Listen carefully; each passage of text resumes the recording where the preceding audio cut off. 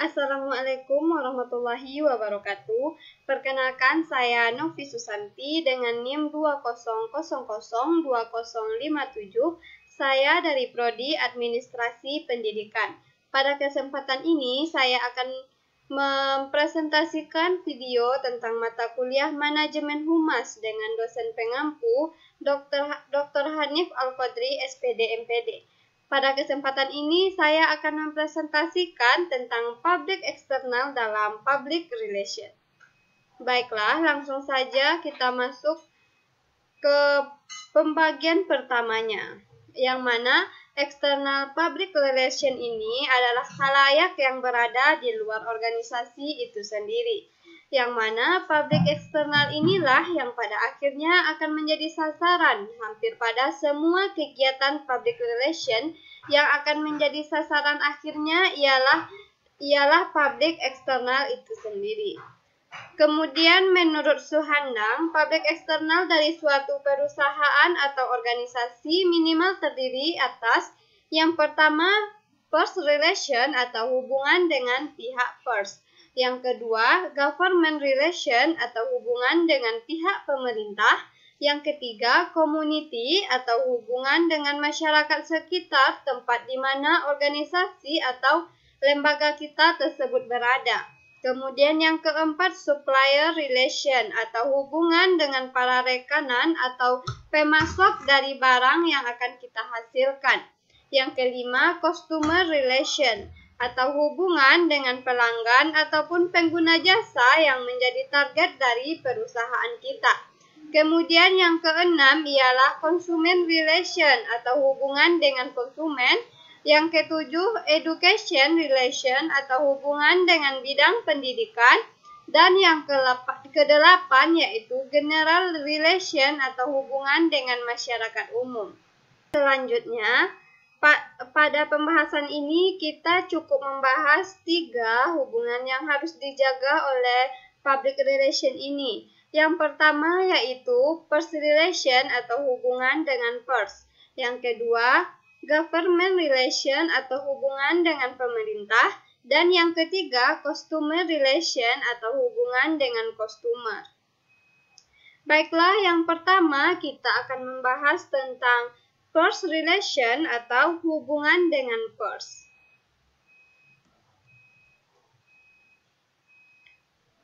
Dalam menjalin hubungan dengan first relation ini harus ada cara khusus untuk menjaga hubungan tersebut. Sebab merekalah yang mempunyai peranan yang penting dalam kemajuan dan perkembangan perusahaan ataupun organisasi kita yang menyangkut pemberitaan baik itu negatif ataupun berita positif. Berita negatif ini nantinya akan menjadi nilai jual yang sangat tinggi bagi first relation. Jadi ketika kita mempunyai hubungan baik dengan first relation ini, maka kita akan dapat berpikir seperti apa lembaga kita tersebut. Setidaknya, ketika kita mempunyai hubungan yang baik dengan pers, maka semua lembaga pers biasanya mereka akan cepat melakukan konfirmasi dan mencari fakta maupun data ketika mereka mendapatkan berita negatif dari berita yang akan kita naikkan tersebut.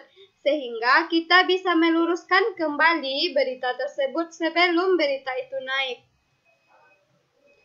Nah, karena di sini ketika berita itu sudah naik, maka berita tersebut tidak akan bisa ditarik kembali meskipun terdapat ulasan kata maaf, tetapi di kuping pendengar, tingkat kepercayaan dari masyarakat itu sudah menjadi paradigma yang sudah masuk ke dalam pikiran mereka sendiri.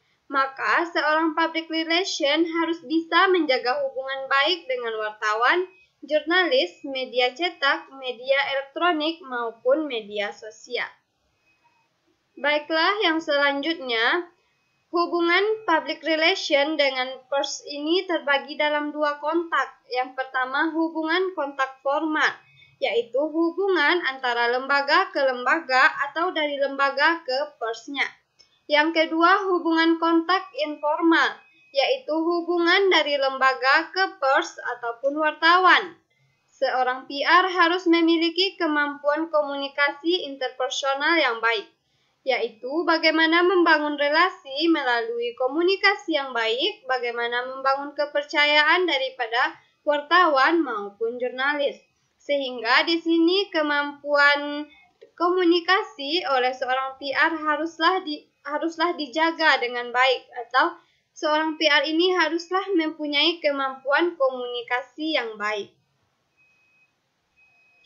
Baiklah, selanjutnya kita masuk pada bagian yang kedua, yaitu government relation atau hubungan dengan pihak pemerintah.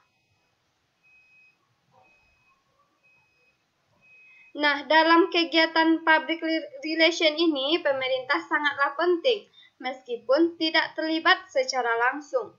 Bukan saja karena pemerintah merupakan pengatur negara, pengatur sebuah bangsa, dan pembuat keputusan-keputusan yang sangat penting dan sentral. Tetapi pemerintah biasanya terdiri dari orang-orang yang mempunyai pengaruh besar bagi masyarakat dan mempunyai efek pada keseluruhan kegiatan bisnis tersebut. Nah, dengan adanya pejabat PR ataupun praktisi PR yang khusus berhubungan dengan pihak-pihak pemerintahan untuk kepentingan perusahaan sebenarnya bukan hal yang dilarang, yang mana di sini negosiasi akan bisa muncul dari situ. Sehingga hadirnya pemerintah ini maka akan mendapat respon positif yang dapat mendukung kegiatan perusahaan kita. Nah, kita di sini tahu yang mana pemerintah membutuhkan kalangan perusahaan dalam membuat beberapa program yang dibuat untuk kepentingan masyarakatnya. Begitu juga sebaliknya, bisnis atau perusahaan yang akan kita jalani juga penting untuk pemerintah terkait undang-undang, terkait peraturan-peraturan yang dihasilkan, dan lainnya. Jika seandainya hubungan public relation dengan pemerintah tidak baik, maka aturan-aturan, kegiatan-kegiatan tersebut akhirnya hanyalah menjadi tidak berpihak kepada perusahaan kita, sehingga hal tersebut dapat menjadi hambatan yang luar biasa bagi perusahaan ataupun bisnis yang akan kita jalani. Selanjutnya kita masuk kepada tugas yang diemban praktisi PR dalam kaitannya dengan pemerintah. Yang pertama yaitu meningkatkan komunikasi dengan pejabat pemerintah dan lembaga tinggi negara. Yang kedua, memantau lembaga pembuat keputusan dan peraturan pada area yang mempengaruhi bidang usaha mereka agar ada peraturan-peraturan yang dihasilkan yang tidak berseberangan sehingga akhirnya mendukung dari usaha yang kita lakukan. Yang ketiga, mendorong partisipasi para pemilih rakyat pada setiap lapisan masyarakat agar menghasilkan kebijakan-kebijakan yang berpihak pada masyarakat banyak. Yang keempat, mempengaruhi undang-undang yang memiliki dampak yang luas pada ekonomi rakyat dan pelaksanaannya, yang nantinya ketika hubungan baik, maka kita akan memberikan pemikiran yang baik, sehingga mampu mempengaruhi undang-undang yang dihasilkan yang seharusnya memang mempengaruhi kepentingan rakyat. Kemudian yang kelima, meningkatkan kesadaran dan pemahaman para pembuat keputusan. Yang keenam, mengurangi ketidakpastian karena tidak dapat membaca tanda-tanda peraturan. Yang ketujuh, mempercepat keluarnya keputusan-keputusan yang berkaitan dengan jalannya perusahaan kita. Selanjutnya, meningkatkan pemahaman antara satu sama lainnya. Dan selanjutnya mendapatkan perlindungan dan pembelaan pada saat perusahaan mengalami atau menghadapi krisis.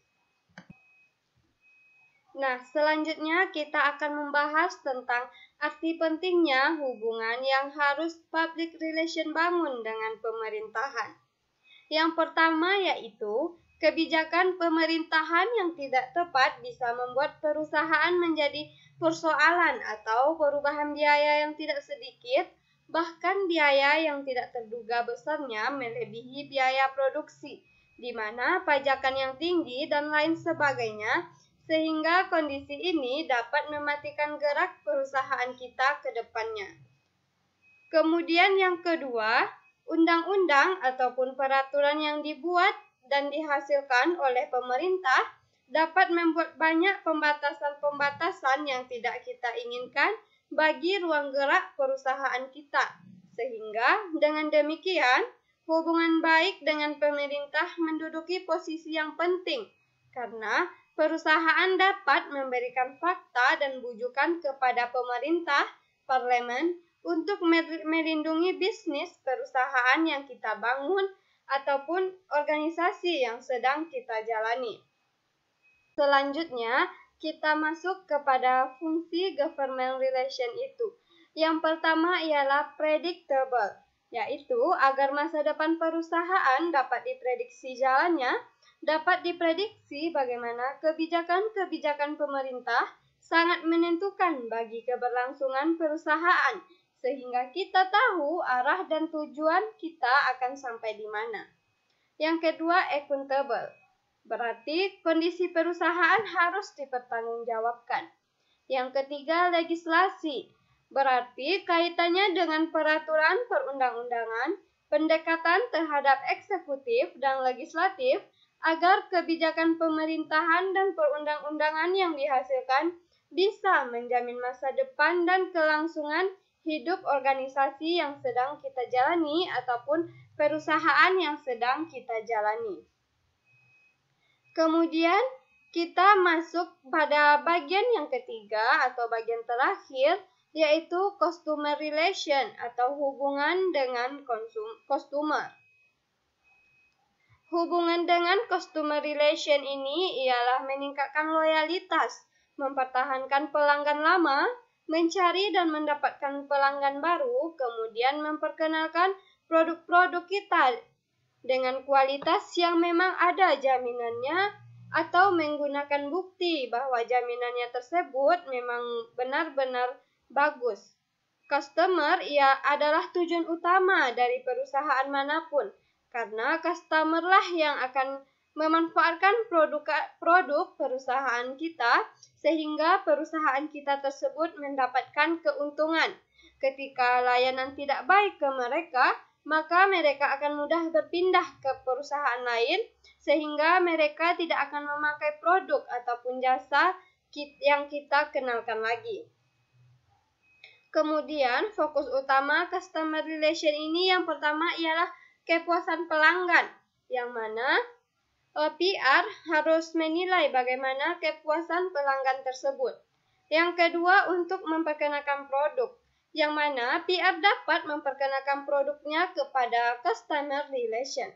Yang ketiga, penanganan keluhan-keluhan dari pelanggan, yang mana keluhan-keluhan dari pelanggan ini bukanlah hal yang untuk kita hindari, yang mana keluhan ini dapat menjadi perbaikan untuk kedepannya. Kemudian, adapun contoh hubungan dengan customer relation, yaitu yang pertama, memberikan ucapan selamat. Apakah itu selamat ulang tahun, selamat peresmian, selamat hari raya, dan lain sebagainya. Yang kedua, membina hubungan baik dengan customer seperti memberikan diskon, memberikan potongan harga khusus kepada pelanggan tetap, dan memberikan layanan customer satisfaction. Sampai disinilah presentasi yang dapat saya sampaikan pada video kali ini. Jika terdapat kesalahan, saya mohon maaf. Saya sudahi dengan wabillahi taufiq wal hidayah. Assalamualaikum warahmatullahi wabarakatuh.